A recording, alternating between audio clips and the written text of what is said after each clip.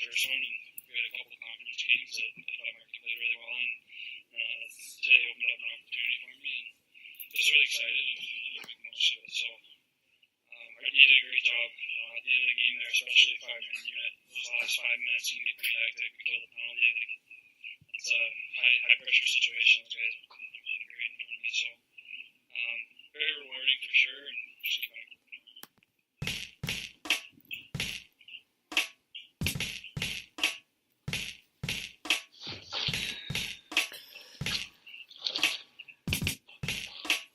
Well, hello everyone, and welcome to another edition of the Hockey Podcast. It is I, Kevin Olenek. Lots to get into today. Hope you're having a great weekend. The final, I know that this is this is the final week before the All-Star break, which is next week. We're kind of getting into that big.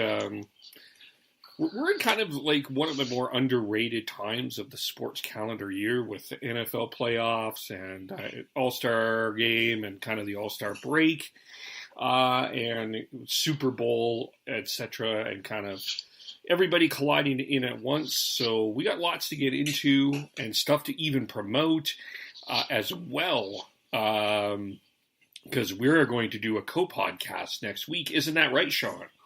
That is correct. Very excited. We will be joining the Oilers YYC podcast, and we're not going to pick on them too much, I don't think. Yes, we are. No. How's it going, Sean? Good, thanks. Good. Tyler, are you going to be on the Oilers YYC podcast?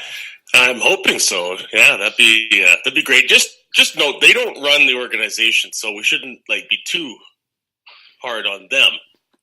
No, that's true. That's fair. To be fair, the first time I met those guys was I managed to talk with them after they did a recording and got into a heated discussion on whether or not Cam Talbot was a top 3 Canadian goaltender.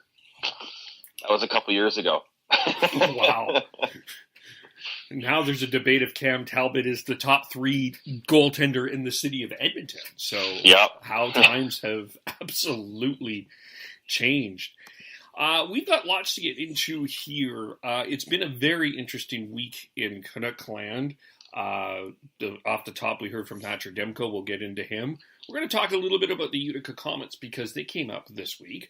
We are also going to talk about Quinn Hughes because his name came up this week. But let's start with maybe the bigger news. The big news of today as we are recording is it appears that Elias Petterrson is skating. He is skating today according to Sportsnet. Dan Murphy on Sportsnet with a line of Josh Levo and Brock Besser. Question 1. So that sounds like good news. We have him coming back. I heard this question on the post-game show last night. This is kind of what your thoughts are. Do you play him now, or do you save him for the All-Star break? I think you play him. He's as long as he's fully healthy, you play him because he is. You want him to continue to grow, and every game he seems to be gaining more confidence and developing better. So give him that opportunity as long as he's fully healthy. No, they got to play him. I mean, there's all this talk around the team about trying to make the playoffs. I mean, every game's crucial, so he's got to get in there if he's healthy. And I think they've been very, very cautious with taking their time to make sure he's 100% before he comes back. So to me, it's a no-brainer. If he feels good after practice today, he should be playing tomorrow.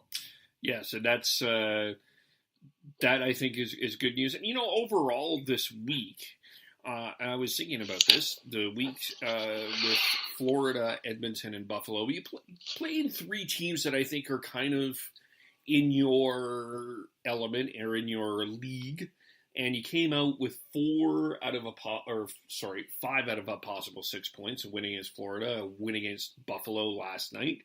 And the shootout loss. Sorry, you did not win. The shootout loss to the Oilers. So overall, even without Elias Petterrson, it actually wasn't that terrible of a week. Yeah, they managed to find a way to get points and win a couple of games, and had big step-up games from the likes of Louis Eriksson, of all people, and as well as Bo Horvat and Brock Besser had decent games last night. Yes. Go ahead. Yeah, and I mean that's the thing. Like you gotta be able to soldier on without a top player for some period of time if you're going to be serious about being in the playoffs and doing something in the playoffs. And they, I think they split the 6 games that Pettersson missed before earlier in the season after the incident with Mike Matheson there. So, yeah, you don't want a situation where the whole team is looking at the one guy like a savior, and if he's gone, that the whole thing just collapses. Like, so this, as far as growth of the team, has been good, where they've been able to still be competitive without him. Yeah, we've talked about this a lot on the podcast, where it feels like the Canucks are developing this season more than anything. If you're developing that winning culture, and it doesn't necessarily mean that you're going to win every game, but you're competing and battling in every game. And right now, as I look at the standings and the wild card position that no one wants, this is the 2 playoff spots that nobody wants. Playoff. Vancouver is in that spot, tied at the second wild card spot. They would actually be playing the Calgary Flames if the playoffs started today. Fascinatingly enough, if that was to happen. So maybe let's briefly go just quickly through the games really quickly here. There was some controversy from the Florida Panther game about Matheson. Troy Stecher talked about this in the media after the game, where he said it wasn't about getting revenge for Elias Pettersson. For those who don't remember, Mike Matheson was the guy that took out Elias Pettersson, was injured last time on a questionable play that angered a lot of Canuck fans. It was a pretty intense game that the Canucks ended up winning. Did we make too much out of getting revenge out of Mike Matheson, or was it like the big deal, no big deal, now that we've had a week to think about this? I would say that they did all they could have done. Matheson did not want to partake and didn't want to didn't want to answer the bell when asked to do so by multiple Canucks. So there's only so much they can do. They got in his face. They let him know about it. Goodbranson fought Haley. I think that's all you could have asked for out of the Canucks in that situation. And then we saw later on in their next game, Florida's next game, with Max Domi going after him for not answering the bell in the Canucks game. So I think what the Canucks did served its purpose. They did all they could, and they came out looking better than Matheson did.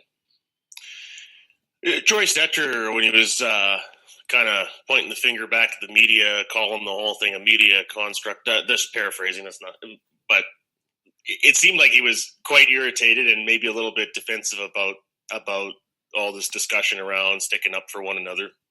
Sure looked like in that game the Canucks were on a mission to prove something to the home fans by taking runs at Matheson and trying to get him to fight. Ultimately, they put 5 on the scoreboard that night and sent a pretty strong message as well, sweeping the season series 2-0 against Florida. So they're going to be happier with that.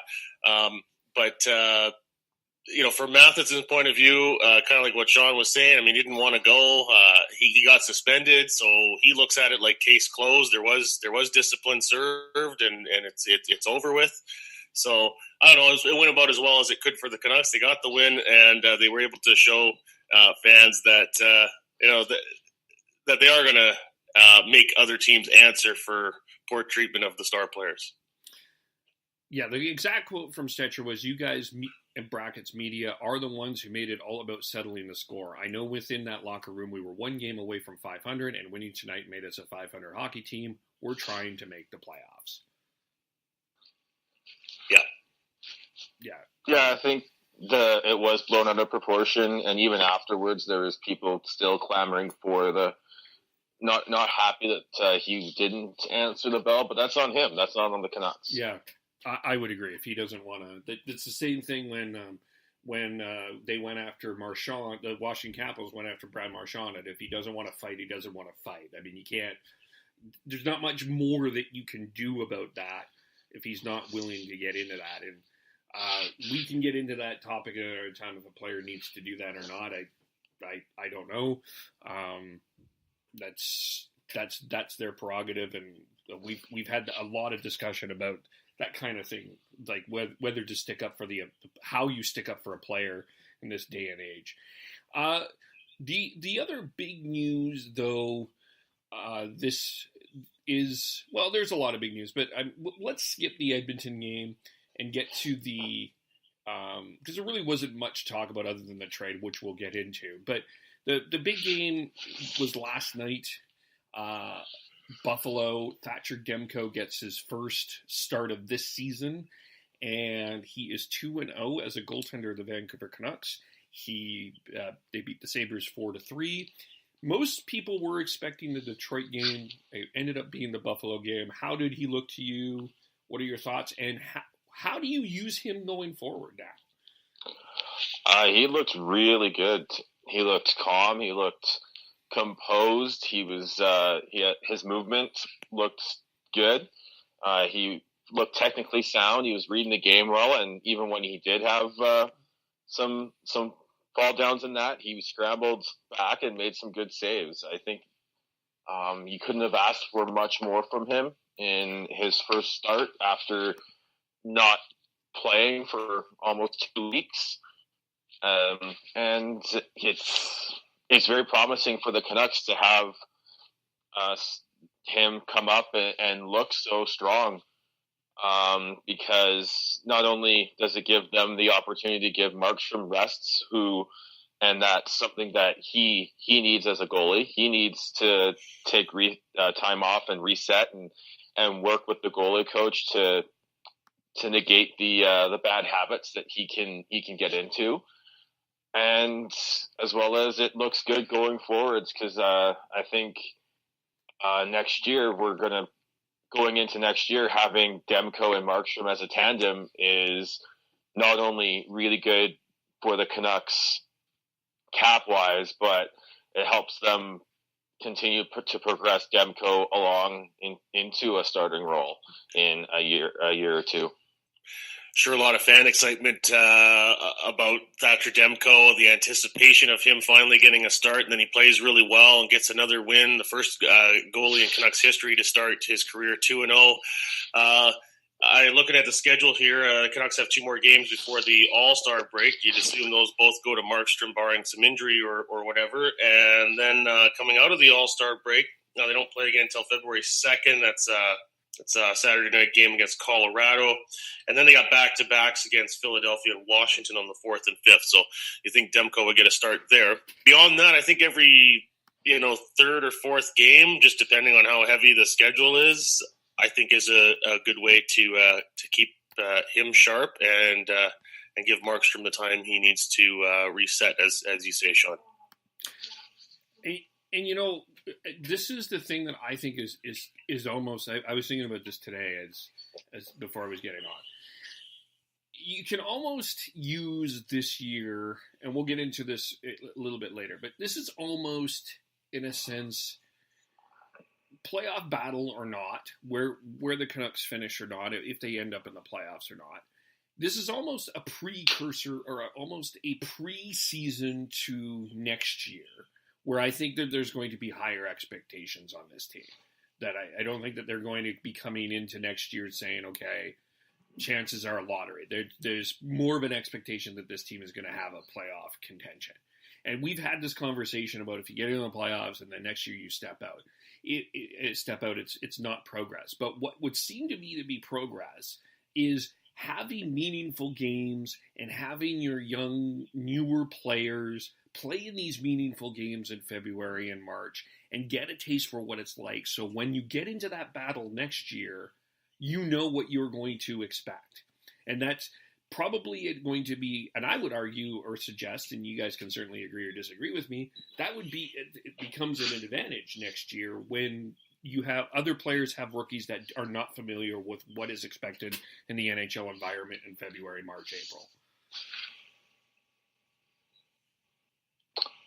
Tyler? You can go ahead on that one there. I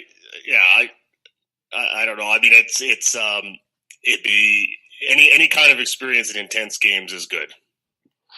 Yeah, it's seeing the way, if you look at the way the Oilers have had struggles, and I think as well as there's always that what they call, I think it was like the paper tiger effect of all these players who come up after the deadline when their team is already out of it and they have a great finish at the end of the season, but they don't know, they haven't seen the pressure of playing in meaningful games that late in the season. I think there is something to be said about getting that experience earlier on than later. Yeah, I guess the big thing there is not letting the feeling of being afraid of making a mistake in a crucial game creep into a player's head. Mm-hmm. You know, like it's like that's not really going to be an issue when you're out of it, but when you're in it and every pass, every play is so crucial, can decide a game, then it gets a lot tougher mentally. Yeah. And the last few seasons, there hasn't been a lot of meaningful games in March. In February and March, and it looks like this year there should be some at least some meaningful games there. Where how many they are, we'll see. But that's going to help. The other, I guess, the other story this week, it wasn't a huge trade, and I don't even think that this was much of a surprise. But Michael Del Zotto has been moved on to Anaheim. It was during the third period of the Oilers game, traded for Luke Schenn and a 7th round pick in 2020. Any thoughts on that trade? That's just, I think that's good work by betting to get something for Del Zotto when he hasn't done anything to really to warrant his salary or much playing time on the Canucks. He's been a good soldier with the Canucks, but his time is up after they took him out of the lineup and went on that big run. His days were numbered, especially with the depth on the left side. Yeah, and then unfortunately, when he did get a start, it was in the Montreal game, and they lost that one too. So not to point the finger at him, but it just didn't work out anymore for him. Very professional. Unfortunately, it was another one for Jim Benning as far as free agent signings that didn't work out, but at least he was able to get something in return. Yeah, it's a 7th round pick, but that gives them, I think, 10 picks now in the draft. Or correction, I think that pick was actually in the 2020 draft, but it's still stocking up on picks. Any picks are good, I think, and then also we're able to do Michael Del Zotto a favor and give him an opportunity somewhere else in the NHL. So, yeah, it is what it is. Kind of a minor transaction, but happy to see that Michael will potentially get an opportunity elsewhere. And also a warm body and a guy that had certainly some potential. And before Jake Gardiner was booed incessantly in Toronto, Luke Schenn, a former first-round pick, but has been immediately assigned to the Utica Comets, who are an interesting team. They are 23-17-3 with one shootout loss, tied for first with the Rochester Americans in the North Division. And they've been kind of in the news, and some players are kind of stepping up in Utica. Who are we impressed with? Who's kind of catching your eye? What's going on there? We've got Jonathan Dolan and Cole Lind are starting to figure things out and starting to get more ice time under Trent Call down there. There was a lot of concern within the Canucks fan base about the ice time that the kids were getting, but there was a lot. They have a lot of rookies down there this year.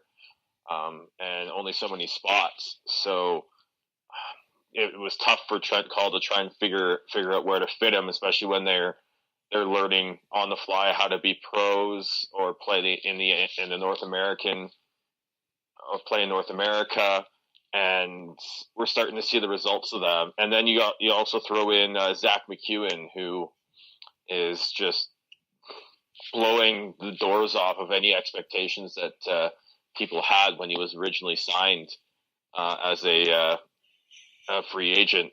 So I think those three are the ones we really need to look at going forward, because with Nikolai Goldobin being in the doghouse with the Canucks and looking at the lines today, he's not in the lineup for tomorrow's game. It looks like.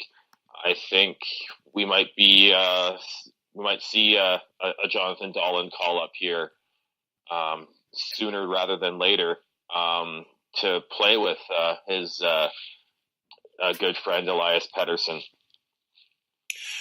For me, the name that sort of jumps out the most is Cole Lind. Kind of a slow beginning with the Comets, and finally seems to be getting it going here. Got his first pro goal recently against Syracuse, and I think had another one since then. So nice to see him get it going, and yeah, I'm intrigued too as to who's the next one that gets the call when there's an opportunity for the Canucks. It certainly seems like these days they're more willing to give people a try than in the past. Maybe that's a good indication of the depth that exists on the farm team, but we'll see. It seems like every now and then there's a bit of a surprise name that gets that call up. How would you, if you guys were running the team, how would you do the call ups going forward here? Would you go by because let's go through the lines here quickly. According to Joey Kenward, Pettersson, Levo Besser, Horvat, Barchi, Granlund, Sutter, Roussel, Verkanen, Beagle, Eriksson, Mott. Defense, Edler, Tanev, Hutton, Stetcher, Pouliot, Gabranson, Schaller, Goldobin. We'll get to Goldobin here in a second. Kiro, Biega, the extra D. But going forward, how would you bring up these guys? Would you go by the 15th forward, or would you say, okay, some time for Dahlen, some time for Kiro, depending on who the guy is, and give everyone just a little bit of taste of National Hockey League? It depends on who they're replacing, who's out. If it's a center, Kiro's a nice little call up here, but I think that was just more because they weren't sure if Bo Horvat was going to be able to play last night. And with the afternoon game that the Comets have today, I think they wanted to make sure that Adam Gaudette wasn't sitting and wanted him playing. So I think it's all very situational. But Adam Gaudette's most likely it would be my first call up if it was a center. And then if it's a winger, I would love to see them give Zach McEwen a shot. He is a very interesting, intriguing prospect. He's huge and has improved his skating to a point where it's on the level of Brandel, and has some surprisingly soft hands, and isn't afraid to go in the dirty areas. He could be a game changer for the Canucks when given a shot. I mean, to me, it's a given. Gaudette's your go-to guy if you need an extra center. I agree with you, Sean. I'm really intrigued by Zach McEwen as well. But generally, my personal philosophy is if you can find a way to get a few different guys a taste, that's good, because you never know when you're going to need them, or you never know when you might need more than one of them. On the blue line, there's not much there right now with all the injuries that Utica has had to deal with. Like Jalen Chatfield and Guillaume Brisebois both had long-term injuries. I wouldn't be surprised if Luke Shen gets a call up if someone on the right side gets injured. He's not obviously didn't turn out to what people were expecting, and I think there's probably a bunch of different stories there as to what has actually happened, where he was drafted. But I do think that the guy can give you some 5 or 6D that isn't, I don't think is going to hurt you necessarily. I mean, maybe he. I mean, I could see people comparing him a little bit to Gudbranson, but I don't know. Oh, that's actually a really good comparison if you look at where they were drafted, the style of game they play, and the fact that they both struggle with foot speed at times. If the Canucks, what this could do is give the Canucks the opportunity to move on from Gudbranson if they get the right deal, and call up Luke Schenn, and they aren't losing out on maybe the physicality that they want on the blue line.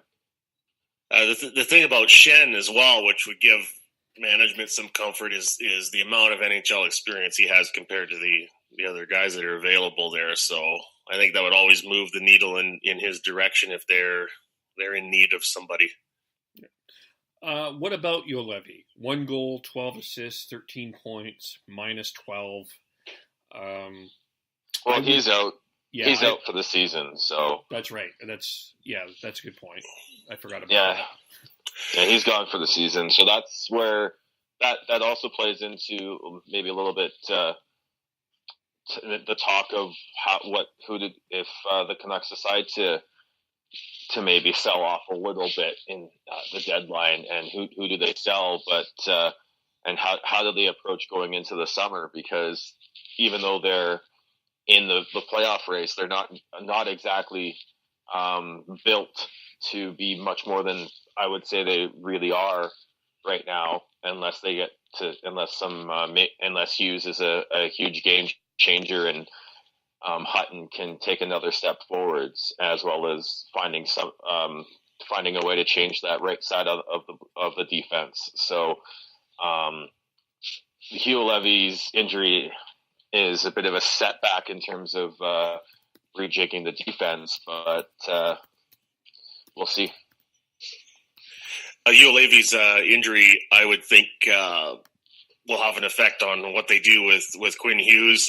It may fast track his move to the NHL eventually. That's down the road still, but I would say, just as a general comment on Juolevi, I'm concerned. I'm not writing him off. I'm not going to call him a dud or a bust or anything like that. But it's concerning that he hasn't been able to get the kind of traction that people were hoping for, I think, at this point. He was looking good when healthy down in Utica, and it looked like he was starting to turn that corner. So hopefully this time off for him doesn't derail that. And I do think with defensemen, it certainly seems like it takes a little bit longer for the most part to develop than forwards. I think it's a tougher position to play. And we've talked about this before. It's in a Canadian market.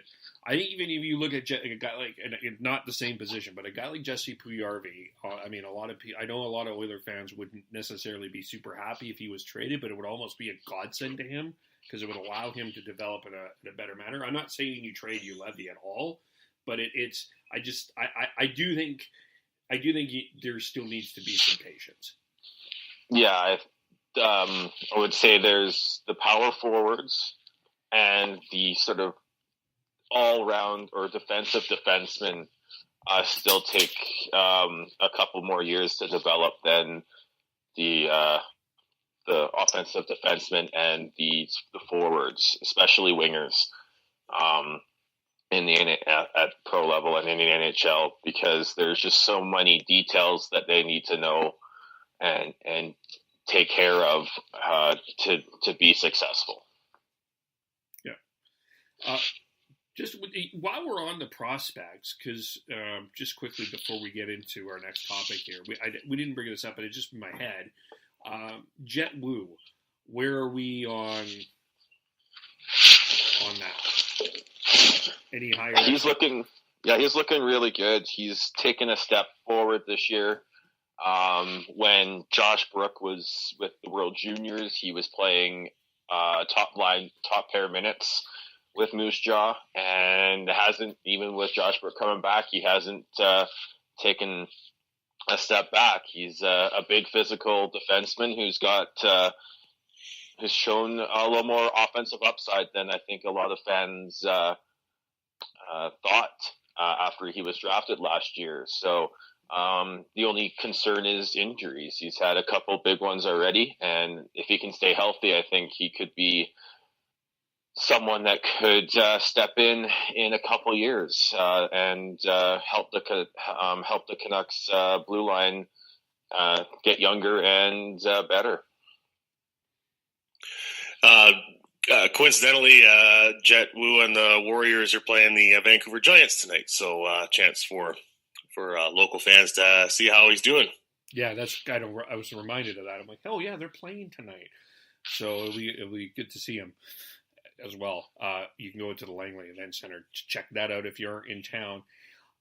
So at the University of Michigan, Josh Norris is going to miss the remainder of the season because of an injury he suffered at the World Junior Championships. And how does that affect the Canucks? Well, that significantly affects the Michigan in terms of getting to the Final Four or getting any NCAA championships, because this guy is a top player, which means Quinn Hughes could be available as early between March 11th to March 15th. And if he is signed, which is a possibility, he will be on the Vancouver Canucks roster. So let's assume at March 11th to March 15th, let's pretend that the Canucks are still in this playoff battle that they're in right now. How often do you play Quinn Hughes? How do you deploy him? What do you do? You play him. He's a game changer. His skating is up there with the best in the world already. The way he thinks the game is very, very good and elite. You play him in a sheltered role, 5-on-5, and then you give him all the power play time. You put him on that number one unit and put Edler on the second unit and see what happens. At least that's what I would do, and not only let the fans see the future. Hughes at the top with Petterrson and Besser on the in the shooting spots, and then you see what happens, because I think that could be a game changing move for the Canucks, at least on the power play. I would think Hughes coming in would have the potential of giving the Canucks a shot in the arm. It'd be great just with how dynamic he is. I would see Hughes coming in and replacing Pouliot, and I would agree with Sean, like get him on that power play. And 5-on-5 as a third pair guy to ease him into the NHL game would be terrific. Watching him at the World Junior Championship didn't look like he was very challenged. No. So. And then with a full season here at the NCAA level, bring him up. I think it's time, and I think history with the Canucks and how they've handled their NCAA guys shows that that's what they're going to do. They did this with Besser when his college season was done. He came right up to the Canucks, had an immediate impact, and then Adam Gaudette last year. So, if I'm reading this right, you have him with Goodbranson right now. Let's see here. You go Edler Tanev as your horse pair, big minutes, and then you go Hutton and Stetcher, and then Hughes and Goodbranson. You could switch either Stetcher or Goodbranson in that, in my opinion. I would say with Goodbranson's experience, having him paired up with Hughes might not be a bad idea. I'm not the biggest fan of the Hutton-Goodbranson pairing, but I'm not a big fan of anyone with Goodbranson these days. So it's tough, but I could see either pairing. Stetcher Hughes could be a very interesting puck-moving pairing, but I would only have that pair out in select situations just due to their size issues. Yeah, that's part of the problem, but like it kind of. Part of me wonders if you pair him with Gabranson, almost, I don't want to say it slows his development, but it almost would slow Hughes down in a sense because of the way that he plays. I don't like Gabranson's almost too old school to play with Hughes, and you're right, Stetcher's too small to play with Hughes at this point. You almost need that in between. Yeah, you need someone in between. Like Tanev would be the best option. But the Canucks, if they're still in the playoff hunt at that point, like legitimately still in the playoff hunt at that point, will need they'll be relying on the Edler-Tanev pairing to carry the load defensively for them. So I think the Hughes-Stetcher pair is very intriguing, but it would have to be used in very select situations against the proper lines and matchups. Do you see an opportunity here? Because I mean, Gabranson's days are his time is closed up. But certainly, I think it's fair to say at this point that Goldobin's days are numbered in Vancouver. Do you see an opportunity to get a potential 5-6 right shot D from a Gabranson Goldobin trade? Maybe. Depends on what the situation is and what team it is. I see if they do end up moving on from Goldobin is more of just a change of scenery trade, and grabbing another skilled winger back is what I think the Canucks will end up doing if they do move on from Goldobin. Yeah, with Goldobin, it's hard to say even how much they could get for immediate NHL help with him the way it's been going lately. Yeah, it almost is. It's almost like in a lower level. I could see like a Victor Rask for Nino Niederreiter trade. Not specifically that's going to be that, but it's almost like it's a chain. It's almost like a Hunter Shinkaruk trade in the sense where he just needs a new change of scenery, and you're not going to get a lot for him. Mm-hmm. But also at the same time, I do think if you're going to play Quinn Hughes, you want to put him in the best situation possible because I agree with Sean. He's a game changer, and I could almost see him almost getting top 4 minutes on this team. Like I could see him pretty quickly passing a Ben Hutton because he has that kind of ability. I'm not Bobby Orring this guy, but he's like realistically, it's almost been it sounds ridiculous in some ways. It's a blessing to get a Quinn Hughes without getting a Rasmus Dahlin. It was almost the best plan B, and it really can turn out to be a really great plan B. Yeah, one of the names that was the Canucks were apparently interested in earlier in the season was Andrei Burakovsky, and that's the type of swap I see with Goldobin. Two guys who have good offensive upside, but aren't in the coach's good books right now on either team. I think that's the type of trade that Canucks will get for Goldobin at this point. In terms of trying to find that good right shot pair for Hughes, I think that's something that they'll have to find in the summer and just figure out how to best insulate him this year when he does come up, if he does come up. Yeah, you never really know what's going to happen. I mean, probably the best right shot defense. There's two right shot defensemen that are pretty high. I don't think it gets you Goldobin, and I don't know if that. In my opinion, if I were the Canucks, I would avoid him right now. You've got Cody Ceci and Justin Falk on the trade center beat there. I just don't see the Canucks going after those type of guys. I think that's probably a bit too much, but Ceci's a restricted free agent. Falk has one more year in his contract, but yeah, I don't see the Canucks making a shot for that. It doesn't necessarily make a huge deal. And again, it doesn't matter this year if the Canucks make the playoffs. Not really. No, it doesn't, and I think that's why they probably won't be doing anything too drastic at the trade deadline. They don't really want to throw off the progress that they're making here with what they got already. Yeah.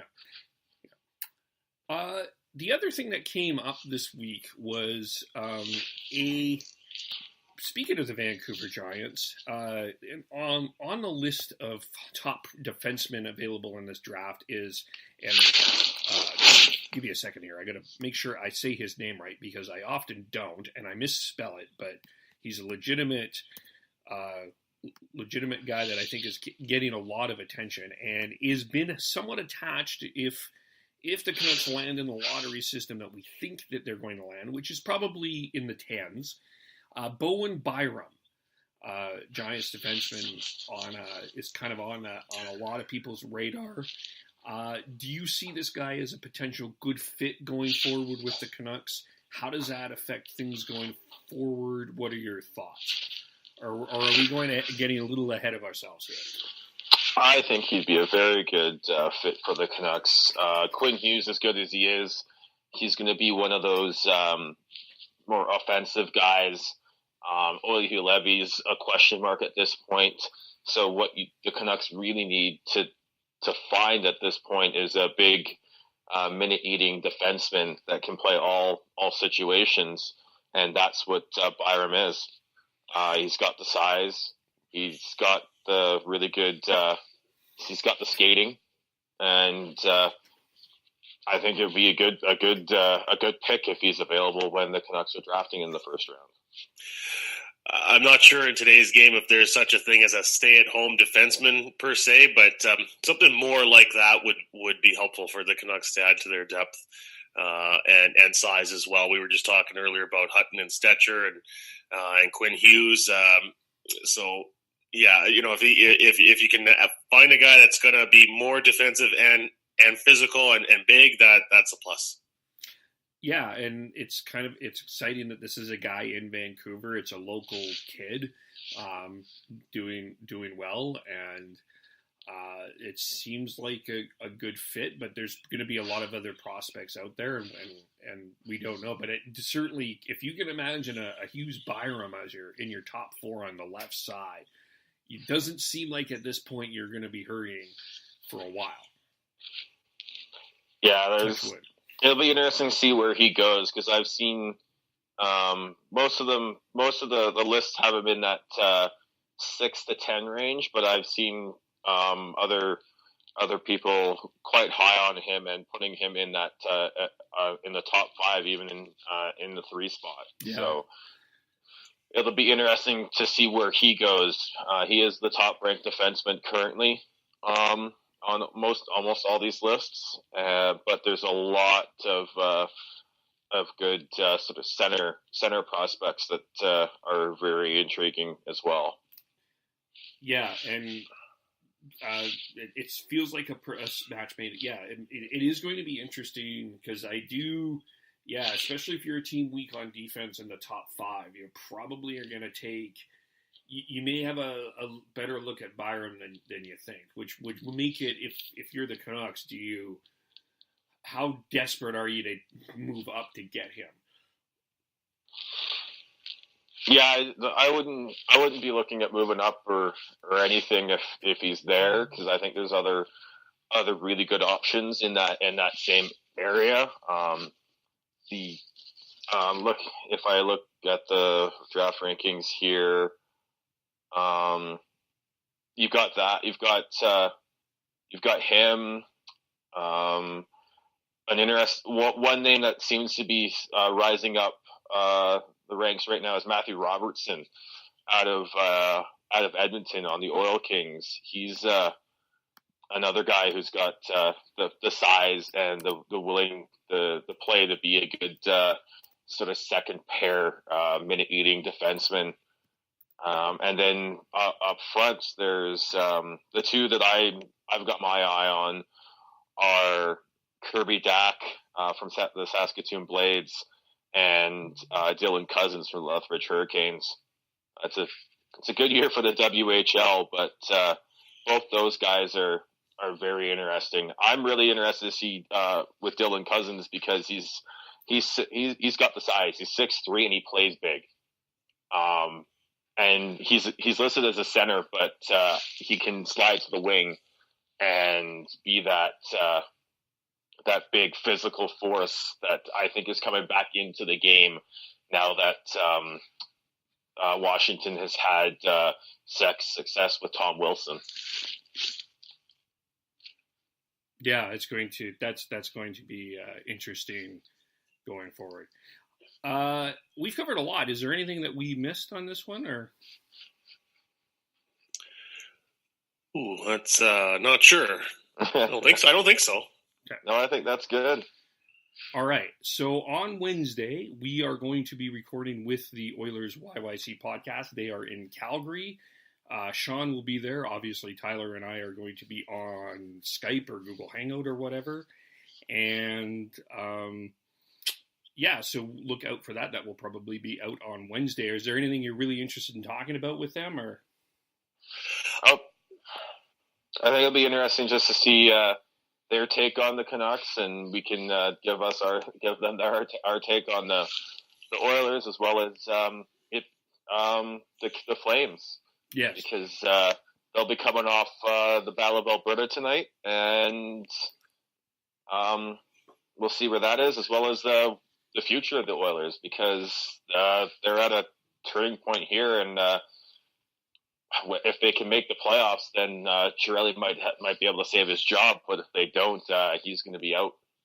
Yeah, it would be interesting to me just to get a sense of the mood of the fan base more directly from that area. Is it panicked? Is it uneasy? Is it restless? Is it there's still time to figure it out? Like, just getting a sense of kind of what the tone of the fan base is these days would be interesting, because it's you can only get so much of a sense of that through the media. When you actually talk to people that are in the Edmonton area or in Alberta or part of the core Oiler fan base, I think you might get a different perspective. Yes, so it's going to be interesting to have that conversation. So that will be out on Wednesday. Where do we follow you guys? I am Beardy Canuck 03 on Twitter. And I'm at Tnoble, Tnoble.